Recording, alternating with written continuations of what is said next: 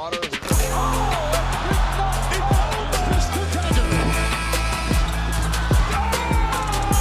B going to work in the paint. Eastern Conference Final, new NBA champion, and it's a team from Toronto, Canada. We, the North, are now we, the champions. What is going on, Raptors Nation? It is Luca here, back with another Raptors Nation podcast. Hope you're all doing well on this final day of February. We got a lot to talk about in today's show. I'm going to be talking about the Raptors playing better lately, Gradey Dick's emergence, and then we're going to be taking a look at the current Eastern Conference play-in race. The Raptors did lose the other day, so that didn't help their play-in chances. But at this point, I mean, they might have no choice but to go for the play-in. So we'll take a look at how they stack up. Before we dive right into it, do me a solid, everybody, hit a like on the video. It helps it a ton. And also sub it up over here on the Raptors Nation channel so you can keep up to date on all things Raptors, and also leave this podcast a nice 5-star review, Apple, iTunes, Spotify, wherever you get your podcasts. The Raptors Nation podcast coming to you every Thursday here on YouTube and also wherever you get podcasts. So the Raptors, for the first time all season and for the first time in nearly a year, finally registered a 3-game winning streak. Now, unfortunately, they weren't able to extend it, coming up short against the Mavericks, who proved to be too much. I mean, Luka Doncic was simply remarkable. And then there was the Kyrie Irving show in the fourth quarter as Dallas got the win. But overall, the Raptors still playing a lot better post All-Star break. 3-1, and even in that Dallas game, I know it was a little bit one-sided there in the fourth, but the Raptors, they kept showing their toughness. They kept showing their willingness to be resilient and fight, and that's what I loved about the Raptors' effort. Even though they didn't come away with a victory, they were playing hard to the very end. They just couldn't get stops, but it's not like they just laid over and gave up. They were fighting until the end to trying to make that a game. Unfortunately, did not go their way, but that's what we want to see from a rebuilding team, right? You're not going to win all these games. You're not going to go on a 6, 7, 8-game winning streak, but if the Raptors can have, more of what we've seen over the last 4 continue on here to close out the season, you'll take that, where this team looks good, win some games, and even in the games that they lose, they do show some fight. So the Raptors, guys, they have been playing better, and before we get into like the Raptors playing better, I actually do want to say that the Raptors actually finally had their pizza party. I feel like this pizza party joke literally stemmed from Raptors Twitter. Shout out to Raptors Twitter. I think they honestly made this a story because if you remember, Darko never mentioned pizza. This was supposed to be a team dinner. This is while, Siakam was on the team and, OG. This was supposed to be a formal team dinner. And then all of a sudden the joke became, because the Raptors couldn't get a 3-game winning streak, okay, once the Raptors do get that 3-game winning streak, they're going to get pizza. And, the joke kind of just generated so much buzz and everybody kind of ran away with it online. And then Emmanuel quickly added fuel when he took to Instagram and, he had a caption about wanting this pizza. And then Grady Dick took to Instagram, sharing some photos with the caption being the pizza emoji. So all of a sudden, this formal team dinner turned into a pizza party. And Rajakovic actually talked about it following the 3-game winning streak when they beat the Pacers on Monday. And Darko basically said his guys are too humble and that, pizza will do, paraphrasing here. But yeah, no team dinner, no formal team dinner, that is. The Raptors did finally get their pizza Thursday from Maker's Pizza when IQ shared it on his Snapchat. And that pizza looked really, really good. So the Raptors, they finally did get their pizza party, guys. And they did get their pizza and they enjoyed it post-practice on Thursday. So just want to give you the important update of the pizza party because I know everybody was waiting for it. And again, just crazy how Raptors Twitter literally made that a thing and it got attention everywhere online. We even saw jokes made of it on national television. Some of the sports programs that we're airing stuff. They mentioned the whole Darko Rajakovic 3-game winning streak pizza party. So I thought that was really, really cool. Okay, now let's talk about the actual Raptors and them playing better without the whole pizza incentive. And you look at the Raptors, guys, we've seen, better ball movement. We're seeing a team that is very much buying into Darko Rajakovic's offensive system. They're playing hard on defense. And we're seeing a young core really start to blossom right before our very eyes and develop that chemistry that you want to see them develop. You look at a guy like RJ Barrett. It's crazy to think that, he's going to have a full summer to develop with this Raptors team. I think RJ can just continue to get better, and he can really be that secondary star piece, if you will, besides Scotty Barnes, as RJ has really elevated his game since joining the Raptors. He's averaging 20.5 points per game, a career high, 6.5 rebounds per game, a career high, 3.9 assists a game, which is a career high, shooting it a career high, 55% from the field and 40.5% from three. And 14 of the 22 games with the Raptors, he's had at least 20 points. So RJ has just been playing unbelievable. You look at the other player that came on in from the Knicks trade, Emmanuel Quickley, over the last 5 games, 21.8 points, 6 rebounds, 5.2 assists per game on 49.4% shooting, 47% from three, 90% from the foul line. And Quickley has really, come out of his shooting slump, which has been great to see. As, Emmanuel Quickley, he's now had 3 or more made threes in 4 straight games, so he's been shooting a lot better. And then you look at Scotty Barnes, and Scotty's play has really stood out to me because we're seeing the maturity of Scotty learning from his past mistakes and really elevating his game. As Scotty Barnes, in his last 5 games since that down game he had against the Spurs where he left the bench early, Scotty's putting up 21.5, 10 rebounds and 5.8 assists, 1.6 steals, 1.8 blocks. The Raptors are 3-1 with the league's number 7 net rating since the All-Star break. So their main guys are playing at their best level right now. This team is coming together. They're starting to win games. The bench is starting to form an identity, as the Raptors bench has been a disaster all season long. But now we're seeing, the bench start to come together. For sure, the mainstays from off the bench has been Grady Dick. We'll get to more on him in just a minute here. Abaji, who's been shooting it a lot better, and he's been showing some nice on-ball defense. And then Olynyk, he's the type of guy the Raptors need. A stretch big, the veteran presence, such a tremendous passer for his size. It's been reported that he's going to sign an extension with the Raptors this summer, and rightfully so. Raptors definitely got to keep him. So that Jazz trade is looking very good in the early going here. Bruce Brown has been up and down. Obviously, he's coming off a very bad game against the Mavericks, as he was a big joke online with him, missing the easy layup and just playing horribly. He shot at 0-4 from the field. So you like to see him get it going. And you know what? Who knows if he's going to be a long-term bench piece on this team, because I still do think the Raptors are going to trade him this offseason. So even without Bruce Brown, I think you have some pillars here of a bench that can really start to build together. The Raptors starters have been playing a lot better. The bench is coming together nicely. You look at this team, they got a nice young core, guys like, Barbecue, Barnes, Barrett, Quickley. You got Abaji, you got Grady Dick, all those guys 25 and under.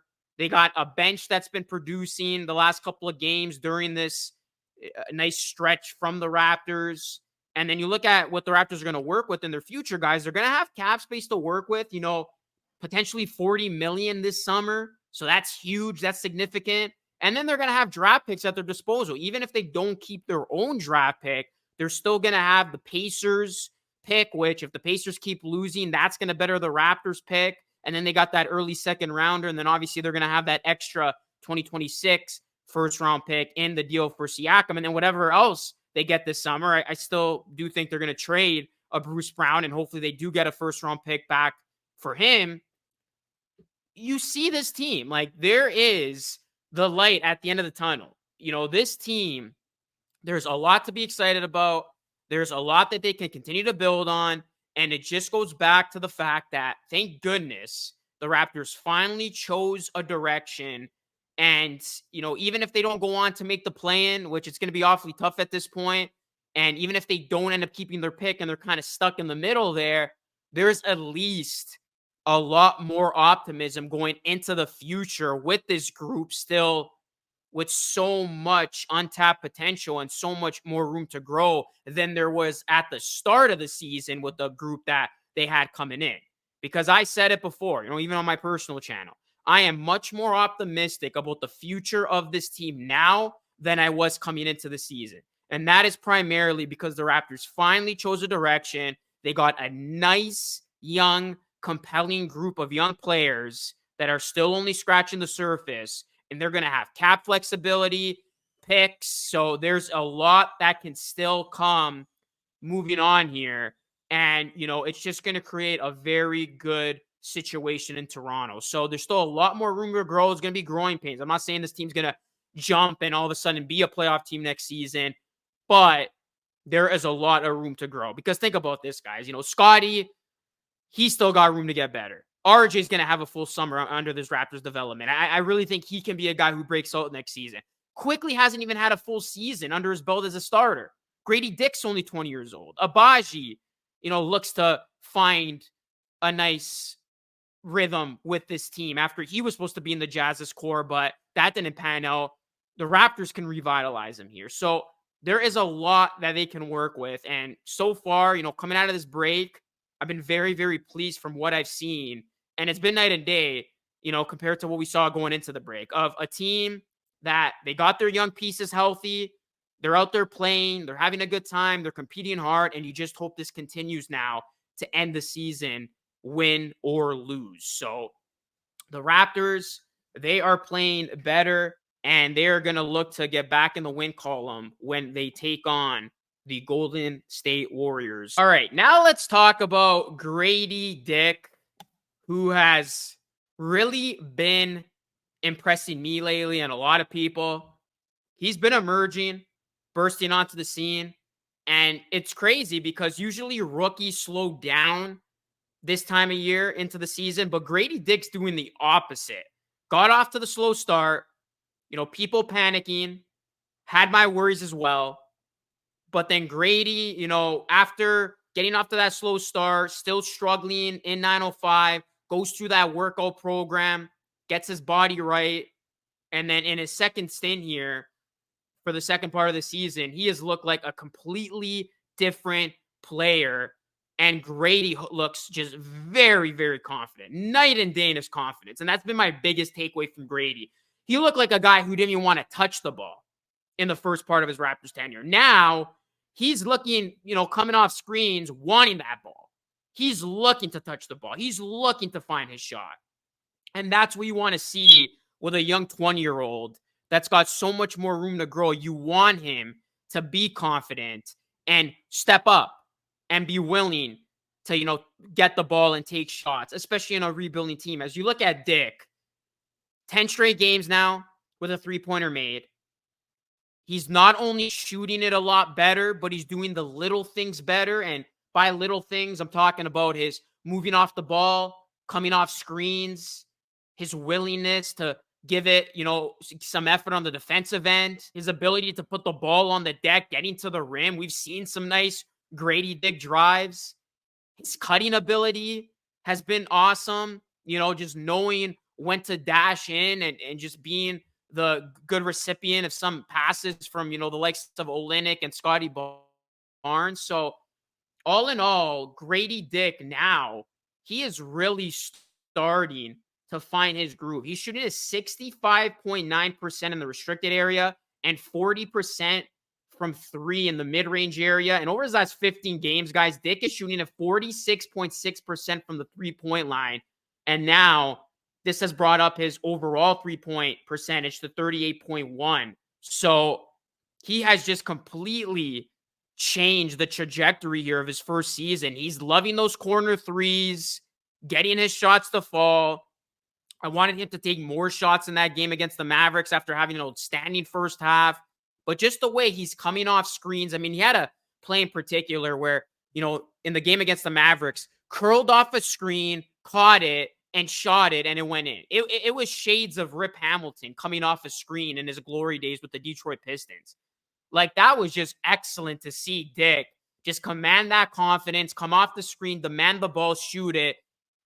nothing but net. And you just want to see more of that from Dick.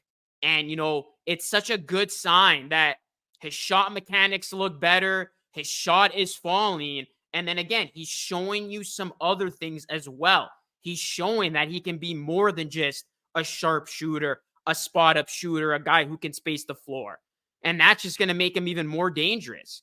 And really, to me, Dick has shown us that he could very well be a potential future starter for this team. Because look, Gary Trent Jr.'s future right now with the Raptors is very much up in the air. He's an unrestricted free agent. We know he's very inconsistent. His defense has really stood out, obviously, with the job he's been able to do with Trae Young before the injury, and even with, the time he spent covering a guy like Halliburton. But it's that inconsistency that is going to make the Raptors have to make a decision about his future here. Whereas if Dick can come in and, fill that role of being the much more consistent, smarter decision maker, and then he can continue to get better as a defender, which is the part of his game that he needs to get better in, he can be that Gary Trent Jr. replacement. And I said, Grady Dick can replace Gary Trent Jr. in the starting lineup. He's only 20. A lot more upside for sure in Grady Dick right now than a guy like Gary Trent Jr. So instead of paying Gary Trent Jr., the Raptors might just roll the dice and make Dick the starter. Obviously, there's, 20-something games to see more of Dick over an extended period of time. But from the sample size we have seen as of late, Grady Dick looks ready. He looks locked in. And he looks to be a guy who is going to keep getting better with this Raptors team. And it's great because a lot of the stuff we heard about in the offseason, post-draft, we're starting to see what Grady Dick can indeed bring to this Raptors team with his skill set. So Grady Dick emerging, he is looking very, very good, and he looks to be a very promising piece and somebody that can turn into a very solid, great player for this Raptors future. So got to give Grady Dick a shout out, man, because I've personally just been loving watching his progression game to game and just solely just focusing in on him and just seeing how his body language is and how he's playing, and really just seeing a kid who's growing with great confidence. So you just hope that continues. So Grady Dick, awesome to see. We'll see if he can finish up this season strong. All right, guys. So I want to end today's video by talking about the Eastern Conference play-in race. So like I said at the top of the show, the Raptors are basically in no man's land in terms of being in a position where they can go for the play-in. They're still not out of it. I mean, they are 4.5 games back now because of the loss behind the Hawks, but they're 2 games up on the Grizzlies for the 6th worst record. So they're kind of in that in-between of like, what do we do? But I said it. I mean, with what this team has shown coming out of the All-Star break, the improved play, the Hawks obviously being vulnerable, the Raptors being there, it seems like this team is going to go for the play-in tournament. And they are competing each game, trying to win. So you look at the situation right now. The Raptors have 23 games left. They're 4.5 games back of the Hawks, who somehow are 2-0 post Trae Young. They've been playing a lot better with Trae Young. They're a half a game back of the Nets, and it's going to be very pivotal to see what happens this week because the Hawks and the Nets play each other twice to close out this week. The Raptors need the Nets, who they're closer to go out there and beat the Hawks both times.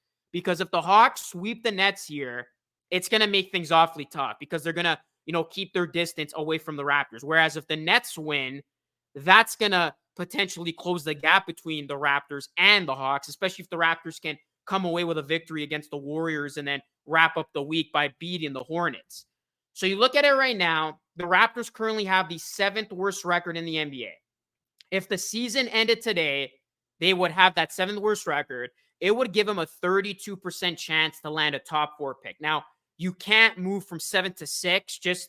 It's just how the rules work with the draft lottery. So the only way the Raptors would be able to jump up and retain their 2024 first-round pick, which right now is owed to the Spurs, top 6 protected, is if they jump into the top 4 from 7. And again, that's a 32% chance. So not a 0% chance. There's still obviously a chance there, but not as good of a chance. Where if they did pass the Grizzlies and leapfrog them in the reverse standings, which right now I don't see that happening because the Raptors are 2 full games up on the Grizzlies with their recent success here of winning games. The Raptors would have a 45.8% chance of keeping the 6th pick and keeping their pick. So 45.8% chance if the Raptors finish with the 6th worst record at the end of the year, which right now doesn't look likely. 32% chance of leapfrogging to the top 4 if they finish with the 7th worst record. So those are kind of the percentages the Raptors are dealing with.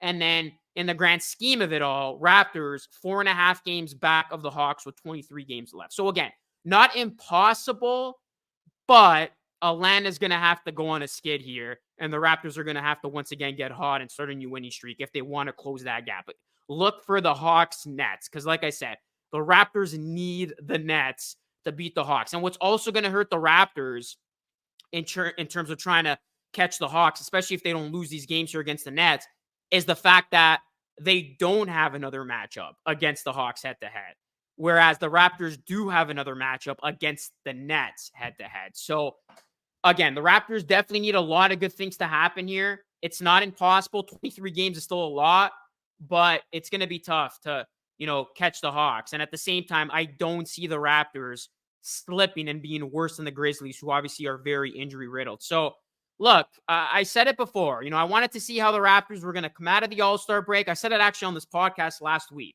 Raptors came out of the All-Star break playing much better, winning games, and it looks like they're in it to win now. It looks like, this team is focused on the play-in.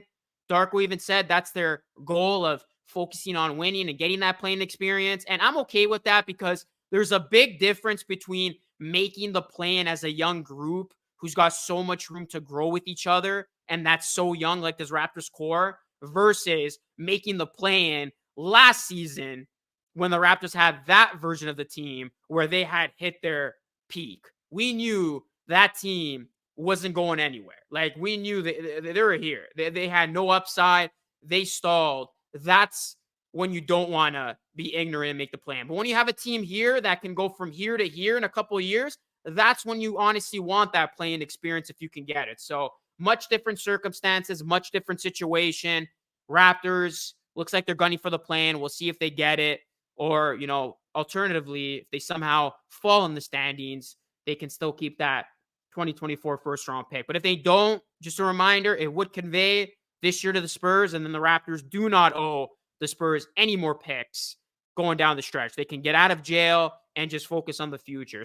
So there are pros and cons to both sides. Let me know what you want to see the Raptors do, though. Do you want to see them push for that play-in or fall in the standings to keep their pick? Let me know your comments down below. As that will conclude today's episode of the Raptors Nation podcast. Thank you so much for watching, guys. Drop a like, subscribe. Again, leave a 5-star review wherever you get your podcast. That is it for me. This is Luca signing off. Thank you so much for watching. I will catch you all again tomorrow night after the Raptors take on the Warriors. Take care.